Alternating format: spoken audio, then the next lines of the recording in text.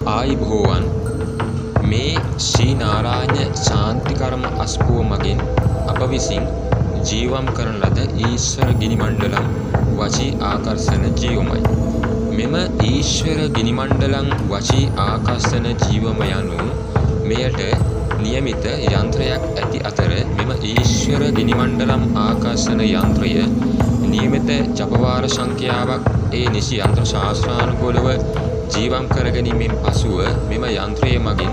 සර්වලෝක ආකර්ෂණය වෙළඳ ව්‍යාපාර දියුණුව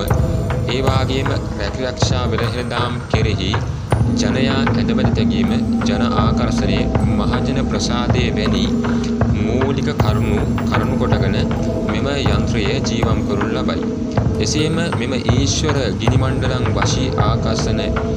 යන්ත්‍රයට අමතරව මෙම ඊශ්වර ගිනි මණ්ඩලම් වශී ආකර්ෂණ ධූපය ඒ වාගේම මෙම ඊශ්වර ගිනි මණ්ඩලම් වශී ආකර්ෂණ ජීවමින් ජීවම් කරනු ලබන්නා වූ නොඉඳුල් රන් තැඹිලි තෙල් ආදී තෙල් වර්ගත් ඒ වාගේම ඖෂධ ධූප මෙම ඊශ්වර ගිනි මණ්ඩලම් වශී ජීවමට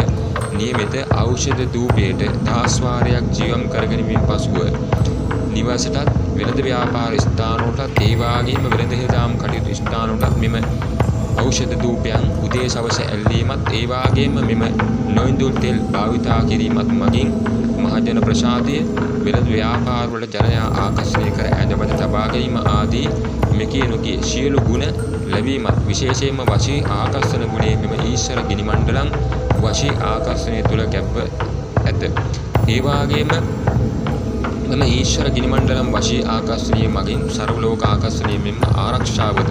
නොඅඩුව ලැබෙන අතර මෙම ඊශ්වර ගිනි මණ්ඩලම් වශී ආකර්ෂණීය නියමිත ආකාරයෙන් ජීවම් කර ගැනීමෙන් මහත් වූ ප්‍රතිඵල අත්කර ගැනීමට හැකි බව අපිද අත්දැක ඇත්තෙමු.